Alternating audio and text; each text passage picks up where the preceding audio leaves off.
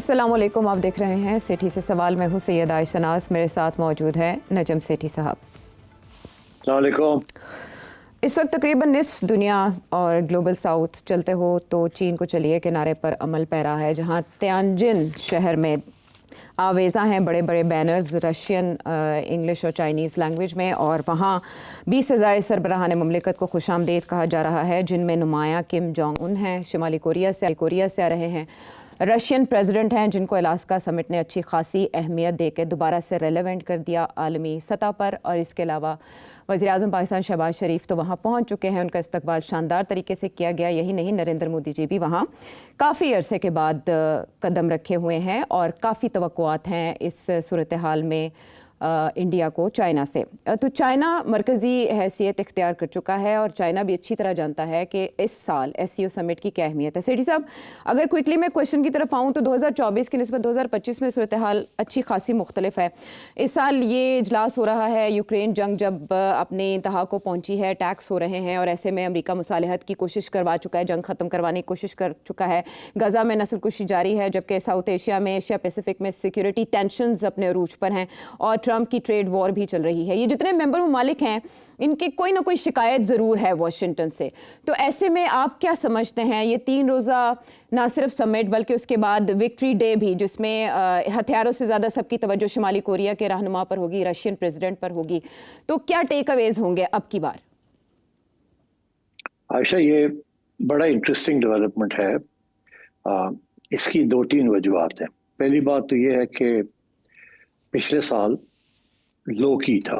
उसकी वजह यह है कि ना ये रशिया वाला इशू था, यूक्रेन का इतना सीरियस कि सीज फायर और सेटलमेंट, और डोनाल्ड ट्रंप की आमदोरफ्त, और दूसरा ये कि इंडिया पिछले साल SCO नहीं गया था जी। और इस साल सबसे आगे है वो वहाँ पहुँचने में।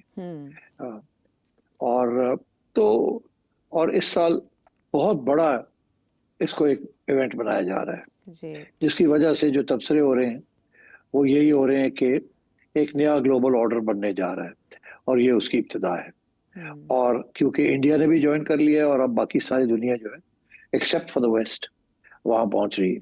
20 हेड्स ऑफ स्टेट पहुँचे हुए हैं और सब प्रेसिडेंट्स, 2-3 प्राइम मिनिस्टर्स हैं, मोस्टली प्रेसिडेंट्स,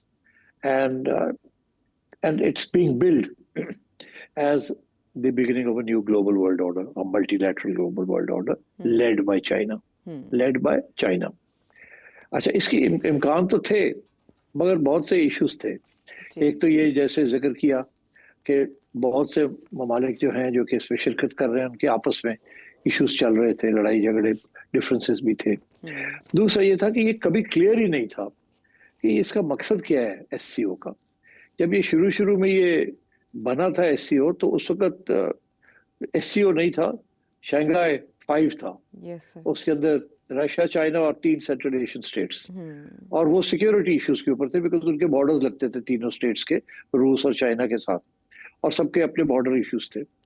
तो शुरू तो ये उस तरीके से हुआ, मगर आहिस्ता आहिस्ता चाइना ने इसको बढ़ाते गए और अब इस लेवल पे ले आए हैं कि ऐसे लगता है कि ये नेटो एक तरफ और दूसरी तरफ SCO।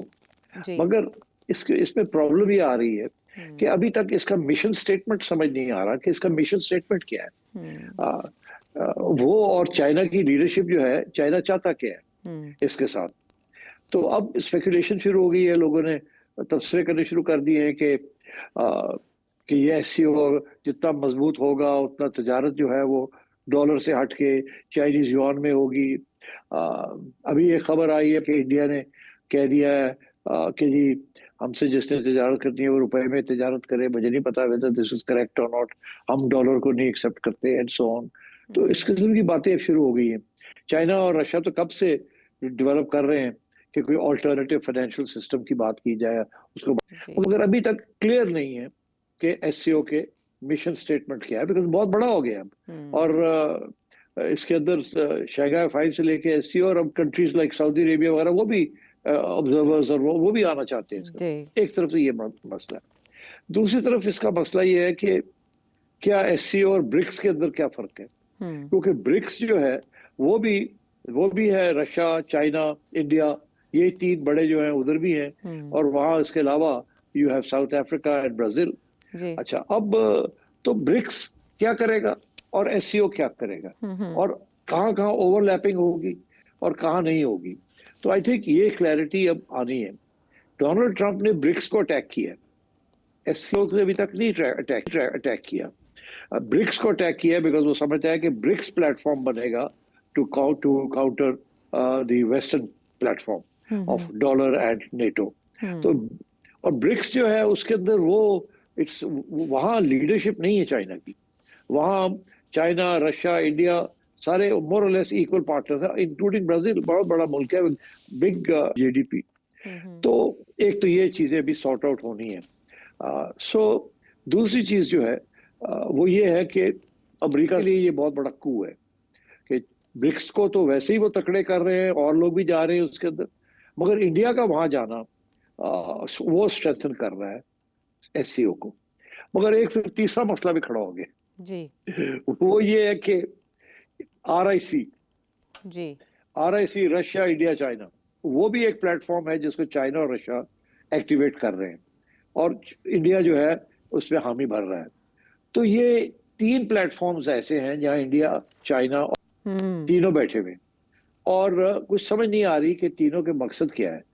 अच्छा, चाइना और रशिया का तो समझ आती है कि वो इंडिया को अमेरिका से खींच के अपनी तरफ लाना चाह रहे हैं, because India is obviously one of the 6-7 big powers. Great power नहीं है मगर बिग पावर तो है in terms of population and economy, size of economy.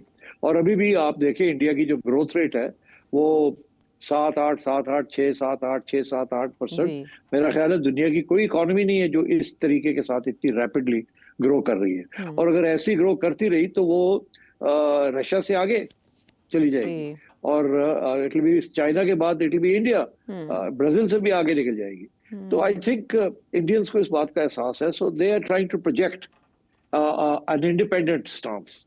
मगर प्रॉब्लम ये है कि मल्टीपोलर वर्ल्ड के अंदर एक तरफ अमेरिका, दूसरी तरफ यूरोपियंस जो है वो भी इकट्ठे हो रहे हैं, तो अपने जो इंटरनल डिफरेंसेस हैं उनको कहते हैं खत्म करें, और यूरोप जो है इसको यूरोप बना दिया जाए, यूरोपियन यूनियन नहीं यूरोप ही बना के एक मुल्क यूनाइटेड स्टेट्स ऑफ यूरोप की बात होनी शुरू हो गई है वहाँ। उन्हें एहसास कमतरी हो गया कि यार हम तो अब बिल्कुल ही फारग हो गए हैं, हमें तो डोनाल्ड ट्रंप भी घास नहीं डालता और हम खुद अपनी डिफेंस भी नहीं कर सकते, तो let's get together and do something and become a power again. और उधर जो है China, Russia, they are going up, और तो आई थिंक इस किस्म की वलवला है, एक किस्म की टर्मोइल है इंटरनेशनल ग्लोबल सिस्टम के अंदर, जिसके अंदर अब बड़ा वाजे हो गया है कि there is going to be a challenge to America and the west, और उसके अंदर जो कॉन्फ्लिक्ट आएगी या टेंशन आएंगे वो आपको अभी आने शुरू हो गए, नजर आने शुरू हो गए। उसमें सबसे पहले इंडिया ने, जैसे कहते हैं, रैंक्स ब्रेक किए। इंडिया 3 ऐसे प्लेटफॉर्म्स हैं जहां अमेरिका इज नॉट रिप्रेजेंटेड, और इन सम वेज उसकी interest are different from that of America. मगर इसके अलावा इंडिया जो है वो मल्टीलैटरल फोरम तो में तो हिस्सा ले रहा है, मगर वो क्वाड के अंदर भी बैठा हुआ है। क्वाड इज मतलब है, क्वाड अमेरिका ने बनाया, अमेरिका, ऑस्ट्रेलिया, इंडिया, जापान, वो चाइना के खिलाफ है। उसकी बेसिक एम मोटिवेशन है चाइना को कंट्रोल करना, उसको रोकना, और in the South China Sea etcetera. अच्छा, इंडिया जो है वहाँ पार्टिसिपेशन इंडिया की जो है वो मतलब है ल्यूकवार्म रही है, मतलब है ना गर्म रही है ना ठंडी रही है भी और नहीं भी है, जैसे एससीओ के अंदर है भी और नहीं भी है। अब इंडिया को फैसले करने पड़ रहे हैं कि वो कहाँ खड़ा होगा। इंडिया की कोशिश है कि वो इंडिपेंडेंट रहे, ऑटोनोमस रहे, अमेरिका का मोहताज ना बने, किसी का मोहताज ना बने। और वो जो फलसफा है किसी का ना मोहताज बनना, वो तो चाइना, रशिया वगैरह इन सब इस ग्रुप का है फैसला कि हम किसी के मोहताज नहीं है, और हम one for all and all for one, हर एक की सिक्योरिटी जो है वो हम सबकी मिलकर सिक्योरिटी है। ये सम जीरो गेम नहीं होनी चाहिए कि आपकी सिक्योरिटी एट माय एक्सपेंस। इसके अंदर जितने लोग हैं वो Chinese philosophy of collective security उसको करते हैं। मगर प्रॉब्लम यहाँ ये आ रहा है, बाकी तो ठीक है, मगर इंडिया पाकिस्तान का कलेक्टिव सिक्योरिटी का मसला बना हुआ है ना, क्योंकि इंडिया पाकिस्तान जो है वो सम जीरो गेम नहीं है। इंडिया अगर कुछ करता है तो पाकिस्तान वापस करता है, तो India Pakistan is a problem in this philosophy of China. तो अगर इंडिया इस बात को मान जाए जो चाइना की फिलॉसफी ऑफ कलेक्टिव सिक्योरिटी, तो फिर मैं समझता हूँ ये बहुत पावरफुल ब्लॉक बन सकता है। मगर उसके लिए इंडिया एंड पाकिस्तान, इनके दरमियान तल्लुकात ठीक होने होंगे और कश्मीर का मामला जो है कहीं ना कहीं जाके सेटल होना पड़ेगा। फिर जाके इनकी कलेक्टिव सिक्योरिटी, जो चाइना की जो विजन है, ये तजारत की जाए, इकोनॉमिक डेवलपमेंट की जाए और सबकी सिक्योरिटी को प्रोटेक्ट किया जाए मिलजुल के।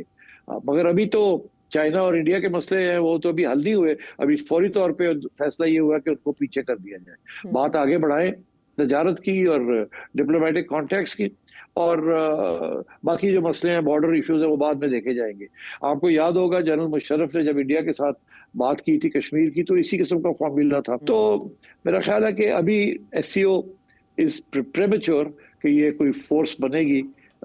मगर ये जरूर है कि इंडिया ने पैगाम जो भेजा है वो अमेरिका को पैगाम भेजा है कि डोनाल्ड ट्रंप को खसूसन, कि तुम जो धमकियां दे रहे हो हमें, ये हमें एक्सेप्टेबल नहीं है और हम अपने रास्ता इख्तियार करेंगे। तुमने जो टैरिफ लगाने हैं लगा के देख लो।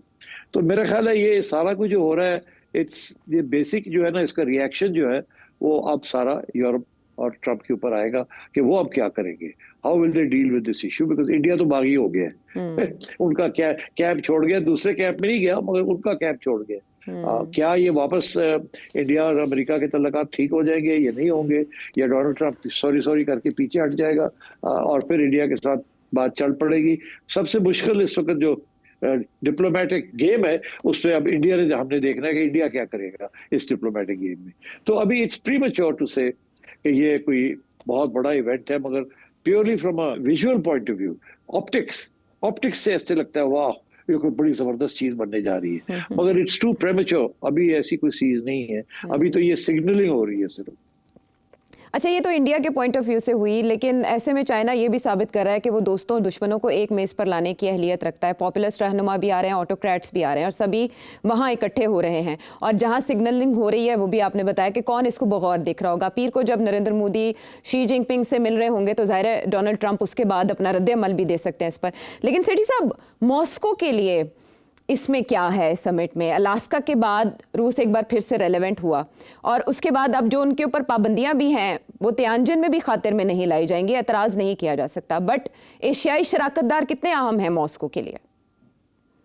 देखिए, ये मॉस्को के लिए तो इम्पोर्टेंट है ना कि इंडिया आ गया वहाँ, क्योंकि इस वक्त इंडिया के ऊपर प्रेशर है कि वो रूस के ऊपर प्रेशर डाले। तो इसलिए इंडिया का आना वहाँ ये मतलब है कि रूस की ये it's a victory for Russia कि जी इंडिया जो है वो अमेरिका की बात नहीं मानेगा, तेल खरीदता रहेगा और तजारत करता रहेगा रूस के साथ। तो I think from the Russian point of view ये बहुत अहम है। मगर इसी तरीके के साथ रशिया और चाइना और इंडिया का जो RIC है, वहाँ भी कोशिश है इनकी कि वहाँ भी ये तीनों इकट्ठे हो जाएं और कम से कम अपने जो जॉइंट इंटरेस्ट है अगेंस्ट अमेरिका वो करें। मगर देखिए ना, इंडिया की क्या प्रॉब्लम है SCO के अंदर, या ये SCO और ये ब्रिक्स के अंदर, पैलेस्टाइन, इजराइल। अब लोगों ने इजराइल को ठीक ठाक कंडेम किया, जेनोसाइड ये इंडिया ने नहीं किया। इंडिया ने अपने तल्लुकात इजराइल के साथ बरकरार रखे। अगर किसी के तल्लुकात हैं इजराइल के साथ outside the western world, it's India.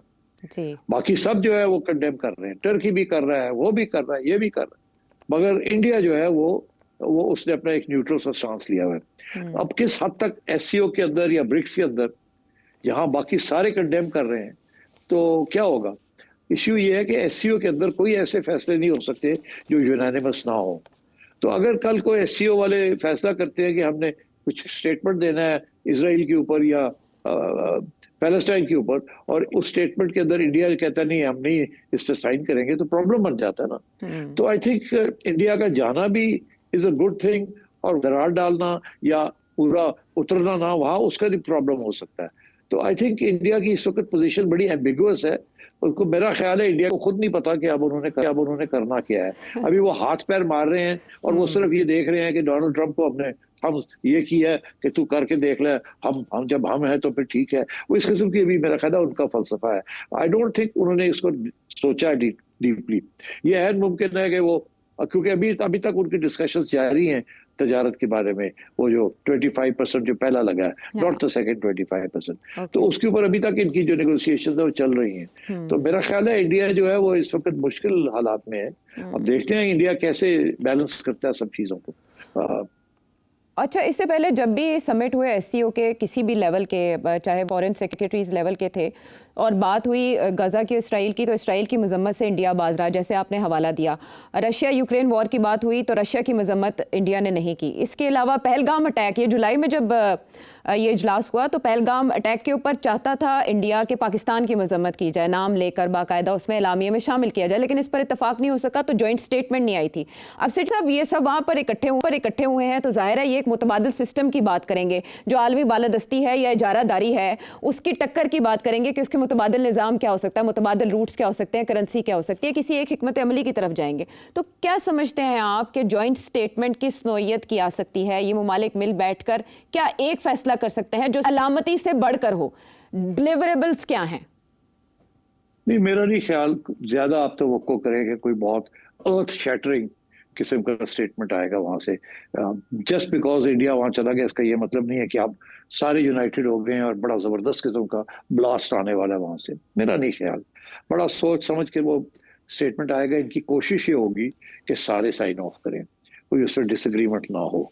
मगर इंडिया इस वक्त तैयार नहीं है यूक्रेन के ऊपर अपनी पोजीशन चेंज करने के लिए और इसराइल के ऊपर अपनी पोजीशन चेंज करने के लिए। इसलिए मेरा ख्याल है कुछ ऐसे एरियाज हैं जहां वो किनारा कर देंगे और जनरल बातें करेंगे, और इसकी ऑप्टिक्स के ऊपर ही ज्यादा जोर होगा। उधर ब्रिक्स के अंदर जो कि ज्यादा इकोनॉमिक फोरम, तो वहाँ ये हो सकता है कि वहाँ बिकॉज वहाँ Palestine and Ukraine is not important in BRICS. BRICS के अंदर इकोनॉमिक मैनेजमेंट, डॉलर को की करेंसी को चैलेंज करना, बैंकिंग सिस्टम को करना, independent, that sort of economic independence is more important to BRICS. तो मेरा ख्याल है यहाँ ये अभी कोशिश होगी कि ये ओवरलैप ना हो, वो अपना काम करें, ये अपना काम करें। ये ज्यादा एससीओ जो है ना, आई थिंक ये ज्यादा ऑप्टिक्स के लिए है। और ऐसे मौके पर हथियारों की नुमाइश, उसके लिए विक्ट्री डे का एहतमाम, उस मौके पर आलमी रहनुमाओं का मौजूद होना, ये क्या मैसेजिंग करेगा? नहीं, कोई खास मैसेजिंग नहीं है, बस वो ये कहना कि अब सारे आ ही गए हैं। इंडिया का जाना बड़ा इम्पोर्टेंट है, और चाइना के अंदर very big thing, and then of course victory parade, Korea के प्रेसिडेंट का आना। आई थिंक ये बेसिकली बताया जा रहा है कि देखें, जब हम हैं तो फिर देखा जाएगा आपको, हम सब इकट्ठे हो रहे हैं और ये show off unity and show off force हो रही है। मगर इसके कोई प्रैक्टिकल इम्प्लीकेशंस अभी मुझे नजर नहीं आ रहे, बिकॉज अभी तो वन साइडेड आप देख रहे हैं ना। अभी तो डोनाल्ड ट्रंप की तरफ से और यूरोप की तरफ से रिएक्शंस आ रहे हैं। अभी अभी मैं देख रहा था कि यूरोपियंस जो है वो टफ हो रहे हैं, वो कह ईरान को कह रहे हैं कि आप मान जाएं इंस्पेक्शंस और ये और वो। उधर ईरान जो है वो कहता है हम प्रोलिफरेशन ट्रीटी से बाहर निकलना चाहते हैं। इसका मतलब है वो तो ये धमकी दे रहे हैं कि हम बम बनाएंगे भी और टेस्ट भी करेंगे तो प्रोलिफरेट भी करेंगे। तो वहां भी तो टेंशन बढ़ती जा रही है between the west and Iran. तो मैं समझता हूँ कि ये this year and the next year are going to be very tough. बहुत टेंशन पॉइंट्स और कॉन्फ्लिक्ट पॉइंट्स नजर आएंगे। ये यूक्रेन वाली चीज बड़ी सीरियस है, और इसी तरीके के साथ India Pakistan is also very serious, and ये मुझे दोनों की नजर नहीं आता कि शॉर्ट टर्म में कोई रेजोल्यूशन नजर आएगी आपको। और ऊपर से डोनाल्ड ट्रंप जो है वो कभी इधर भागता है कभी उधर भागता है। मेरा ख्याल है डोनाल्ड ट्रंप जो है ना, मुझे ऐसे लग रहा है कि दिन ब दिन वो ज्यादा इररिलेवेंट होता जाएगा, और ये उसका जो एजेंडा है वो फेल हो रहा है, वो कामयाब नहीं हो रहा, और इसका ये मतलब है कि वो अग्रेसिव और होता जाएगा। अब देखिए ना, डोमेस्टिकली डोनाल्ड ट्रंप पहले से कमजोर हो गए हैं। अब पहली दफा वहां की जो जुडिशरी है उसने कहा कि ये जो तुमने टैरिफ लगा रहे हो, तुम्हारे पास पावर ही नहीं है। जो आप कॉन्स्टिट्यूशन का हिस्सा शिक जो इस्तेमाल कर रहे हो वो आप नहीं इस्तेमाल कर सकते।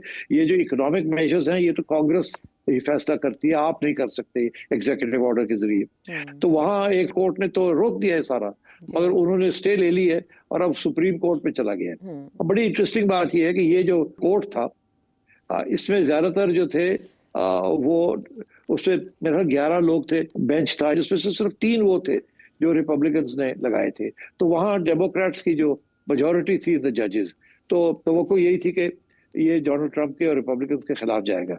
और सुप्रीम कोर्ट में 6 जजेस जो हैं वो तो डोनाल्ड ट्रंप और रिपब्लिकन्स के लगाए हुए हैं। अब देखना ये है कि सुप्रीम कोर्ट में क्या, इसके बारे में सुप्रीम कोर्ट क्या कहता है। ये बहुत इंपॉर्टेंट केस बनता जा रहा है। अगर सुप्रीम कोर्ट में ये फैसला आया कि डोनाल्ड ट्रंप ये काम जो कर रहे हैं ये इलीगल है, अनकॉन्स्टिट्यूशनल है और ये कांग्रेस का हक है, तो फिर सुप्रीम कोर्ट ये कह सकता है कि आप जाएं कांग्रेस के पास, वहां जाके कानून पास करें अपने आप को पावर्स देने के लिए, तो कर सकता है बिकॉज मेजोरिटी है। अब अगर वो जल्दी करना पड़ेगा बिकॉज मिड टर्म इलेक्शंस आ रहे हैं अगले साल, और अगले साल लाइकलीहुड यही है कि रिपब्लिकन जो है वो अपनी मेजोरिटी उनकी कांग्रेस के अंदर नहीं रहेगी, डेमोक्रेट्स की मेजोरिटी हो जाएगी। लग ऐसी रहा है जिस तरीके से डोनाल्ड ट्रंप जा रहा है, तो डोनाल्ड ट्रंप ने इंटरनेशनल ओपिनियन भी अपने खिलाफ किया हुआ है, यूरोपियन ओपिनियन भी अपने खिलाफ किया हुआ है, चाइना रशिया भी अपने खिलाफ किए हुए, अब इंडिया भी अपने खिलाफ कर लिया है। ऊपर से वो उसने जुडिशरी जो है वहां की वो भी इसके खिलाफ होती जा रही है।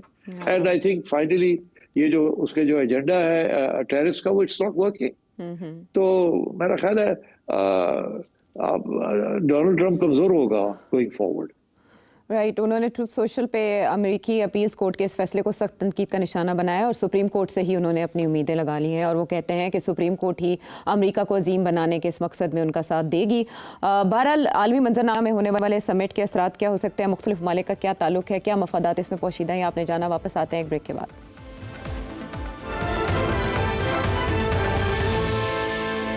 Welcome back to the show. अब सवाल शामिल करेंगे आपके मुल्तान से हारिस अजहर, क्या जानना चाहते हैं? आप सेठी साहब क्या नहीं समझते कि वो जो डैम हमारे यहाँ कालाबाग का बना और वो सियासत की नजर हुआ कंट्रोवर्शियल बना, तो instead of wasting our time on the controversial and compromise things, तो यानी हम वाटर रिजर्वायर्स की तरफ जाते हैं छोटे छोटे, ताकि हम अपने पानी को स्टोर कर सकें और लेटर ऑन जब हमें जरूरत पड़ती है और बारिशें नहीं हो रही हैं या कोई चीज नहीं हो रही है, तो हम इसी पानी को इस्तेमाल कर सकते हैं अपनी जमीनों को सैराब करने के लिए। हाँ जी, ये सवाल है रेजर्वॉयर्स, डैम्स। अभी एक डिबेट भी चल रही है, एक साहब हैं वो कह रहे हैं कि हमें डैम्स की और रेजर्वॉयर्स की ज़रूरत नहीं है क्योंकि पानी बहुत है हमारे पास और सिस्टम की ज़रूरत है, सब सॉइल के अंदर पानी है और उसको निकालने की ज़रूरत है और उसके साथ इरिगेशन की ज़रूरत है, हमें फिक्र की ज़रूरत नहीं है, पानी बहुत है हमारे पास, सिर्फ उसको निकालने की ज़रूरत है और उसके लिए टेक्नोलॉजी भी अवेलेबल है। अच्छा, एक तरफ तो ये बात चल रही है कि रिवर बेड के साथ जो एरिया है वहाँ एक्वाफायर, वो पानी जो है मिल वहाँ है पानी, वहाँ से पानी निकाला जाए और कैनाल्स के ज़रिए दिया जाए और हमें रिजर्वायर्स की ज़रूरत नहीं है, रिजर्वायर ज़मीन के नीचे है, वो ऑलरेडी है, उनको टैप करना है। अच्छा, दूसरी तरफ दुनिया इस वक्त कहाँ जा रही है? जाहिर है कि ये सिर्फ हमारे रिवर्स के साथ तो नहीं है, हर जगह पे फिर ऐसे ही है कि रिजर्वायर्स हैं पानी के underneath the river bed and in the surrounding areas, क्योंकि वो सीप करके पानी जो है वहाँ है।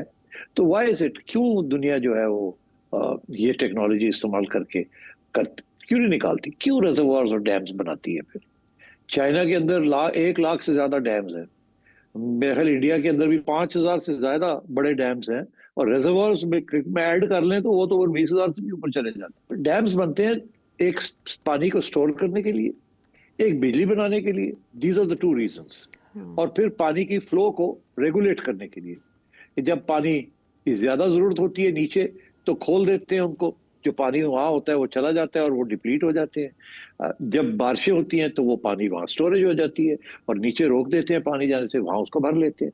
तो इस किस्म के रीजंस होते हैं फॉर डैम्स। इसीलिए लोग अभी भी, दुनिया जो है, it's in favour of dams because उसके साथ रिजर्वायर भी मिल जाता है, इलेक्ट्रिसिटी भी मिल जाती है और रेगुलेशन भी हो जाती है पानी की।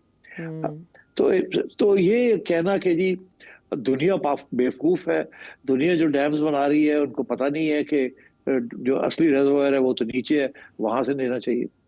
अच्छा, आजकल डिबेट इसलिए ये शुरू हो गई है कि ये डिबेट नहीं हो रही कि पानी हमें जरूरत है और पानी कहाँ से आएगा, अभी तो डिबेट ही हो रही है ये फ्लड क्यों हो रहे हैं। पानी को रोकने की डिबेट हो रही है, पानी को निकालने की डिबेट नहीं हो रही। तो ये जो डिस्कशन शुरू हो गई है कि जी वो हमें डैम्स की जरूरत नहीं है, इट्स इररेलेवेंट। ये डिस्कशन, ये वक्त नहीं है इस डिस्कशन का कि आपको डैम्स चाहिए या रिजर्वायर चाहिए कि नहीं।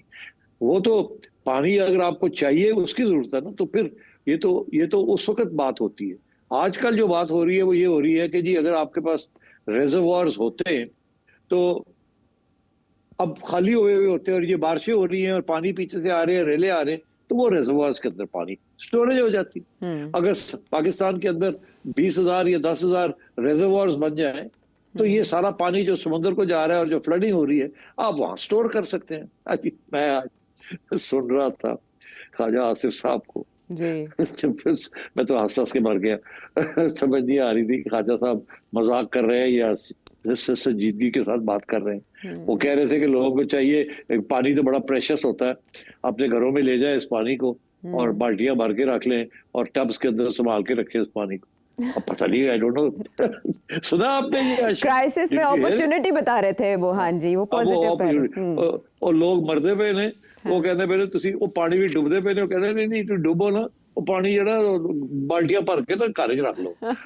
वो घर जड़ा डुबे हुए और विच रख लो बाल्टियां पा के। अच्छा, आई थिंक, पता नहीं, मेरा ख्याल है शायद मजाक कर रहे थे, मगर ये वक्त नहीं है मजाक करने का और इस किस्म की बात करने का। बड़ी बेदर्दी और लगता है कि कंप्लीटली ओब्लिवियस कि जी जो दुख है आवाम का। तो अच्छा, बहरहाल ये सियासतदानों का हम क्या कह सकते हैं, फजूल बातें भी बड़ी कर जाते हैं। अच्छा, अब बात यह है कि इस वक्त इशू ये है कि अगर आपके पास डैम्स होते तो आप रेगुलेट कर सकते थे पानी की फ्लो को, मगर यहाँ प्रॉब्लम क्या है? प्रॉब्लम ये है कि ये जो 3 दरिया हैं जो इस वक्त फ्लड में हैं, ये आते हैं, ये वो दरिया है अंडर इंडस वाटर ट्रीटी जो इंडिया के पास जी। इंडिया का इसके ऊपर पूरा हक है कि वो जो मर्जी चाहे अपना पानी जितना चाहे रोक ले। हम तो हमेशा उसको कहते थे कि थोड़ा बहुत पानी आने दिया करें, मगर वो ये अंडर द ट्रीटी उनका हक है। तो वो अब उनके पास सारे रिजर्वर भर गए उनके, वहां भी फ्लडिंग शुरू हो गई है, उन्होंने अपनी फ्लडिंग रोकने के लिए पानी खोल दिया, वो उनका हक है, it's not a big deal. और साथ आपको बता दिया कि जी हम नहीं रोक सकते, वो आ रहा है पानी, आप देख लें। तो बात यह है कि अगर हमारे पास रिजर्वर्स होते तो ये जो पानी, इन दरियाओं का पानी जो है, ये ड्यूरिंग फ्लड सीजन वो सारे रिजर्वर्स हमारे भर जाते एंड सारा साल हमें वहां से पानी मिलता। जहां तक ये कालाबाग डैम की जो बात हो रही है, कालाबाग डैम तो इंडस रिवर के ऊपर है, हमें वहां कोई इतने प्रॉब्लम्स नहीं। हमारे जो पहले भी डैम्स हैं they are sufficient for what we need. Problem क्या हुआ है विद मंगला एंड सेतरबेला? वो ये हुआ है कि पुराने हो गए ना यार। डैम की जिंदगी होती है 30 साल, उसके बाद मेजर रिपेयर्स की जरूरत पड़ जाती है। हमारे डैम्स जो है वो सिल्ट हो गए। अगर उनकी गहराई 100 फुट थी तो अब उनकी गहराई सिर्फ 40 फुट रह गई है या 50 फुट रह गई है, और वो वहां नीचे उनका जो सिल्टिंग हो गई है वहां, जैसे कैनाल्स भी नहीं होती है आपकी जी। कि वो हर साल या 2 साल वो पूरा एक एजेंडा होता है कि जी कैनाल्स को पानी बंद करके और रेत जो है उसको निकाला जाए। हाँ, सफाई। तो डैम्स की भी जरूरत पड़ जाती है, मगर वो काफी बड़ा प्रोसेस होता है और वो हर साल नहीं किया जा सकता, बिकॉज डैम के अंदर सारा वक्त पानी होता है और वो पानी आप सारा वक्त आपको जरूरत होती है उस पानी की, तो वहीं से आप पानी लेते हैं अपनी कैनाल्स के लिए। तो मेरा ख्याल है कि प्रॉब्लम ये हुआ है कि वो दोनों डैम्स पुराने हो गए ना। मंगला तो 60s में बना था। अच्छा, तो और जो कालाबाग है वो उसका ताल्लुक इन फ्लड्स के साथ नहीं है। इंडस जो है वो मैनेज हो रहा है। अभी ये प्रॉब्लम आया है इन 3 दरियाओं का, तो इसलिए ये डिबेट जो है it's meaningless at this time कि जी वो एक्वाफायर जो है नीचे जो पानी है उसको कैसे लिया जाए। हाँ, लिया जा सकता है, फिर उसके लिए कैनाल्स और आपको बनानी पड़ेगी, बना लें, वो साथ साथ आप चलाएं ताकि जिस वक्त पानी की जरूरत होती है समर मंथ्स में या विंटर मंथ्स में, जब भी आपको जरूरत होती है तो आप वो पानी को टैप कर सके। और छोटे छोटे पायलट प्रोजेक्ट्स भी किए जा सकते हैं। मगर यहाँ तो हाल ये है आयशा के बादशाह डैम जो बेनजीर मोहतरमा के जमाने की हम सुन रहे हैं, वो बड़ी कीन थी बादशाह के ऊपर, हमेशा बात करती थी कि बादशाह बनाना है, बादशाह बनाना है, मगर वो दिन और आज का दिन 30-35 हो गए, बादशाह नहीं बना। पता नहीं इसके ऊपर तो साकिब निसार ने पता नहीं कितने पैसे भी इकट्ठे कर लिए थे इमरान खान ने ड्रामा करके कि जरा हम बादशाह डैम बना रहे हैं हमने, सो सब ड्रामा, सब झूठ फरेब। पता नहीं कितने साल और लगेंगे और कॉस्ट्स कहाँ के कहाँ पहुंच गए। अब कहते हैं 30 में जाके होगा। शुरू होता है $8 बिलियन का प्रोजेक्ट और बन जाता है 20 का, बिकॉज डिलेज होती हैं और कॉस्ट्स कीप राइजिंग। तो Pakistan has never been serious about this. उसकी वजह ये भी पूछ लीजिए। हमारे यहाँ जो पॉलिटिक्स है ना, वो है पॉलिटिक्स ऑफ 3 years और 2 years। जो हुकूमत से सिविलियन हुकूमत आती है वो कहती है अब तो 2 साल है, तीसरे साल हम निकाले जाएंगे और कोई लंबे चौड़े सोचने की जरूरत नहीं है। डैम बनाने जाएंगे, सारे पैसे डैम पे लग जाएंगे, डैम 10 साल लगेंगे बनने में और बीच में से हमारी छुट्टी हो जाएगी और लोग कहेंगे आपने किया क्या। तो वो हमेशा शॉर्ट टर्म पे जाते हैं। आप देखिए ना, मेरी बीवी जो भी इकदाम कर रही हैं, शॉर्ट टर्म इकदाम कर रही हैं, लैपटॉप्स दे रही हैं, ये कर रही हैं, वो कर रही हैं, जो स्कीमें बना रही हैं वो शॉर्ट टर्म स्कीमें हैं, जल्दी जल्दी हो जाए, कुछ नजर आ जाए कि लोगों को कुछ मिल गया है। लॉन्ग टर्म तो एक प्लानिंग के तहत होती है। अच्छा, अब फौजी जब आते हैं तो 10-10 साल रह जाते हैं, मगर अब जब अयूब खान आए तो उन्होंने एक डैम बना दिया। मुशर्रफ साहब, इनके पास बड़ा मौका था, इन्होंने कुछ नहीं किया। जियाउल हक ने कुछ नहीं किया। तो मतलब है वो 10-10 साल रह गए। हो सकता है उनका ख्याल था कि पता नहीं 10 साल रहेंगे कि नहीं रहेंगे, तो अब कि ये डैम शैम क्या बनाने हैं। एक तो वो इस्लामाइजेशन में अपने आप को लेजिटिमाइज करने के लिए उधर शुरू हो गए, और दूसरे साहब जो थे वो वो उन्होंने सोचा इंडिया के साथ ही कोई बातचीत चला लेते हैं एंड सो ऑन। तो बात यह है कि कोई लॉन्ग टर्म प्लानिंग नहीं है हमारे यहाँ, कोई इंस्टीट्यूशनल प्लानिंग नहीं है। एक गवर्नमेंट आती है सिविलियन, वो एक नया प्रोजेक्ट शुरू करती है, अगली आती है उसको रोक देती है, वो कहती है नहीं नहीं ये ठीक नहीं। यहाँ तक तो बेनजीर इनकम सपोर्ट प्रोग्राम के ऊपर लड़ाई झगड़े शुरू हो गए थे कि इसका नाम चेंज कर दे जी, इमरान खान ने आया इसका नाम चेंज कर दे। वो नून लीग वाले आए, उनका नाम चेंज कर दे, ये बेनजीर के नाम पे क्यों है। फिर सोचा कि नहीं नहीं रहने दे लो, अब अलायंस भी हो गया, छोड़े। तो यहाँ तो ये हालात है हमारे। कोई स्टेबिलिटी हो मुल्क के अंदर, कोई कंटिन्यूटी हो, कोई लॉन्ग टर्म प्लानिंग हो, कोई मलकियत ले, नेशनल लेवल पे मलकियत लें कुछ प्रोजेक्ट्स की, कि जी अगली हुकूमत भी जो भी आएगी ये कॉन्स्टिट्यूशनली जरूरी है कि इसको खत्म करना है। ये बातें पार्लियामेंट के अंदर होनी चाहिए कि जी ये अपने एक प्रोजेक्ट शुरू कर रहे हैं, सारा मुल्क वी आर ऑन बोर्ड, अगली हुकूमत जिसकी भी आएगी इसको कॉन्स्टिट्यूशनल अमेंडमेंट के जरिए डाल दिया जाए कि ये इसको छेड़ेंगे नहीं, एंड सो ये तो करते कोई नहीं। तो मेरा ख्याल है ये this is the part of the problem. लोग पूछते हैं डैम्स क्यों नहीं बने, ये क्यों नहीं हुआ, वो क्यों नहीं हुआ। यहाँ जो हुकूमत आती है वो शॉर्ट टर्म इकदाम करती है, लॉन्ग टर्म का तो सोचती कोई नहीं है। और जो तारीख हमें यही बताती है कि कोई सिविलियन गवर्नमेंट जो है वो मर के 5 साल काटती है, और आखिरी 2 साल जो है उसकी काफी उसको पिटाई हो रही होती है, कभी इधर से कभी उधर से, और लोग कह रहे होते हैं निकालो इसको, साजिश करके निकालो जी, और वो बेचारी अपने पाँव पे नहीं खड़ी हो सकती। तो उसने लॉन्ग टर्म क्या सोचना है उसने। तो ये इस किस्म की प्रॉब्लम्स हैं हमारे पास। मर के भी 5 साल पूरे हों तो वज़ीर आज़म चेंज हो जाते हैं, लेकिन आपने बताया डायग्नोसिस चेंज हो जाते हैं जी, डायग्नोसिस क्या है, मसाइल का ज़ाहिर है मुख्तसर सियासी मुद्दत होती है, तो मुख्तसर सियासी मफादात में मसाइल और ऐसे बड़े बड़े मंसूबे भेंट चढ़ जाते हैं आपके निज़ाम के। हारिस, आपको आपके सवाल का जवाब मिला, मज़ीद सवाल शामिल करेंगे एक ब्रेक के बाद। Welcome back to the show. Sethi साहब, इंडियन मीडिया की खुसूसन एससीओ समिट पे काफ़ी निगाहें हैं, लेकिन ऐसे में इंडियन मीडिया ही ये रिपोर्ट कर रहा है कि न्यूयॉर्क टाइम्स ने क्लेम किया है कि अमेरिकन प्रेसिडेंट इस साल के आखिर में क्वाड समिट के लिए इंडिया विजिट का कोई इरादा नहीं रखते। 4 बार उनकी कॉल्स नहीं उठाई नरेंद्र मोदी जी ने, और आपने ये कहा था एक एनालिसिस में कि क्वाड जो है अब उसकी कोई अहमियत नहीं रही, वो फारिग हो जाएगा, ये इत्तेहाद नहीं रहेगा। अब इस नौइयत की खबरों के बाद आप क्या समझते हैं?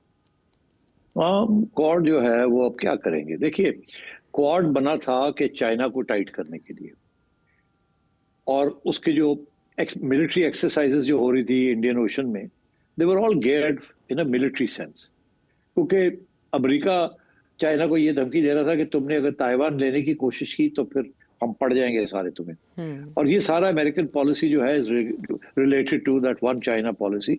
वो कहते हैं ताइवान हमारा, ये कहते हैं आप मत लेने की कोशिश करें मिलिटरीली। तो उसके लिए क्वाड शॉट बनाया था, बिकॉज वहाँ जापान भी इनसिक्योर फील कर रहा है, जैसे नेटो वाले इनसिक्योर फील कर रहे हैं फ्रॉम रशिया, कि जी ये तो रशियन एम्बिशंस हैं, ये आज यूक्रेन में, कल और आगे आ जाएंगे, ये वो वाला। इसी तरीके के साथ जापान भी इनसिक्योर है, और वो इनसिक्योरिटी यही है उनकी कि जी क्यों ये चाइना जो है पहले ताइवान ले लेगा, उसके बाद फिर हमारी तरफ नजर डालेगा। तो लोग वो पुराने जो एटीट्यूड्स है ना, कि बिग पावर्स करते क्या हैं और वॉर्स कैसे शुरू होते हैं और टेरिटरी इज इम्पोर्टेंट, तो वो सोच के बेसिस के ऊपर ये चीजें सारी post second world war architecture जो है वो कॉन्फ्लिक्ट का, सिक्योरिटी का बना था। मगर चाइना ने तो अनाउंस कर दिया ना कि वी आर अगेंस्ट दैट। वो तो बिल्कुल वो पूरा जो आर्किटेक्चर है कहते हैं उसके खिलाफ है, मगर अभी वेस्ट जो है वो तैयार नहीं है उसको यकीन करने के लिए, तो अभी भी वो पुराने घोड़े के ऊपर चढ़े हुए हैं। तो ये क्वाड भी उसी खाते में बनाया था, मगर इंडिया हमेशा क्वाड के अंदर मतलब ड्यूबियस था, ज्यादा एक्साइटमेंट नहीं शो करता था, बिकॉज उन्हें पता था कि वो रीजन जिस रीजन में बैठे हैं वहां अगर उनके साथ चाइना के साथ गड़बड़ हो गई कहीं तो, और इन्होंने जो अमेरिका का साइड ले ली, तो जो चाइना और इंडिया का जो बॉर्डर इश्यू है, चाइना तो खा जाएगा इंडिया। वो तो जिस दिन चाहेगा वो पूरी एक प्रोविंस उठा के ले जाएगा इनकी, इनको पता भी नहीं चलना। जो 1962 में हुआ तो उससे भी बुरा होगा इस दफा। चाइना तो बहुत बहुत एडवांस हो गया है, India is not a match for China. तो अब इस किस्म की सिचुएशन है, तो इंडिया बड़ा केयरफुल था। तो अब वो समझ आ रही है ना कि क्वाड भी पहले भी फुस था और अब भी फुस ही है। वहां सिर्फ वो इंटेलिजेंस गैदरिंग जो है ना, वो फाइव आइज, वो ठीक है इंटेलिजेंस सोर्सेज, मगर चाइना के खास महाज बनाना जिसमें ऑस्ट्रेलिया, इंडिया और अमेरिका, और ऑस्ट्रेलिया भी नहीं खड़ा होगा। ऑस्ट्रेलिया का कोई थ्रेट नहीं है फ्रॉम चाइना। ये तो अमेरिकनों ने धमकियां दे के इकट्ठा कर लिया है सबको। अदरवाइज मेरा नहीं ख्याल they are really interested in taking on China and acting as a bloc against China. अब तो जिस किस्म की चाइना ने जो डिस्प्ले किया है और वो जो परेड होने जा रही है, 3 आप भी बता रहे थे कि 3 सितंबर को 3 विक्ट्री सितंबर डे। को, हाँ जी, 3 विक्ट्री डे पे पता नहीं क्या क्या वो दिखाएंगे दुनिया को कि हमारे पास ये मिसाइल्स हैं, ये जहाज है, ये तोपे हैं, ये फलाना है, ये ढिंगड़ा है। वो तो एक पूरा डिस्प्ले भी दिखाएंगे आपको कि हमारी सिर्फ इकोनॉमिक पावर नहीं है हमारे ब्लॉक की, we also have military power. और चाइना ने भी आहिस्ता आहिस्ता, पहले उन्होंने पाकिस्तान के जरिए आपको दिखा दिया है कि वो कहाँ है उनकी टेक्नोलॉजी। ऊपर से एआई की भी उन्होंने दिखा दी आपको, सैटेलाइट्स उनके पता नहीं हजारों की तादाद में उन्होंने चढ़ा दिए ऊपर। ऊपर से उन्होंने एम्फिबियस वेसिकल्स, जो टैंक्स जो है उनको पानी पे चढ़ा दिए। वो क्या क्या कर रहे हैं वो अब और सिर्फ, और आप जो हैं आप वे बिहाइंड। आप वो अभी भी एक स्टेल्थ फाइटर लेके बैठे हुए। चाइना की जो टेक्नोलॉजी है वो 5.5 पे चली गई है। यहाँ तो 4.5 से ऊपर फ्रांस नहीं गया। तो आई थिंक ये the West has lost this balance. और आर्टिफिशियल इंटेलिजेंस आज आप देख लें, आप जो टॉप आर्टिफिशियल इंटेलिजेंस की एप्स हैं, चाइना ने जो ये डीप सीक ऐप बनाई है, is 10 times better than ChatGPT, even Grok. तो इसलिए चाइना इज अनदर वर्ल्ड। तो मेरा ख्याल है West has lost this battle, it's a question of time. अभी पूरा वो हैंगओवर है ना, डॉलर स्ट्रांग है, वेस्टर्न इकोनॉमीज मिलके they still control lot of the world's wealth, and वो एक कॉलोनियल हैंगओवर भी है कि we were once rulers of the world. मगर ये सारा जो है ना अगले 3-4 साल में आप देखिएगा नजर आना शुरू हो जाएगा, the whole tilt away from the old architecture into a new architecture। मगर कॉन्फ्लिक्ट होगी। कभी भी इतने बड़ी पैमाने पे ग्लोबल चेंजेस नहीं होते विदाउट रेजिस्टेंस, विदाउट वॉर और विदाउट कॉन्फ्लिक्ट। तो ये आप देख रहे हैं, डोनाल्ड ट्रंप का ख्याल था कि पुतिन को अलास्का बुला के रेड कारपेट दिखा के ऊपर से जहाज चढ़ा के उसको दिखा के वेलकम करके जप्पी पाल के चुम्मी लेके तो वो जड़ा प्यूटन ने उन्हें सेट कर लेगा। प्यूटन पुराना घोड़ा है, प्यूटन ने वो भी कर लिया और जाके अपना काम करता, अटैक करता यूक्रेन। तो वो तो दे आर हार्ड नोज्ड कॉमिसार्स, पुराने कौमी लोग ने, वो सब समझते हैं इन चीजों को। तो आई थिंक ये जो अलायंस बन रहे हैं अब, I think America and the West will find out sooner or later their hegemony, their supremacy finished or is about to get finished in the next 5-10 years. हाँ, हैंगओवर जो है उसका इलाज चाइनीज़ ड्रैगन खामोशी के साथ कर रहा है। जहाँ डोनाल्ड ट्रंप मुख्तलिफ ममालिक के साथ अपने ताल्लुकात ख़त्म कर रहे हैं या खलबली मची है, वहाँ चाइना स्टेबलाइज़र का किरदार अदा कर में किस किस की फॉरेन पॉलिसी का टेस्ट है। एक हफ्ते के दौरान जब ये विक्ट्री परेड हो जाएगी और ये समिट हो जाएगा तो उसके जो आउटलाइंस हैं वो हमारे सामने आ जाएंगी। लेकिन अब तक की पेशरफ्त क्या है आपने जाना, आपके जहनों में होंगे तो बहुत से सवाल इस नंबर पर भेजे जो आपके सामने। अगले प्रोग्राम तक के लिए इजाज़त है।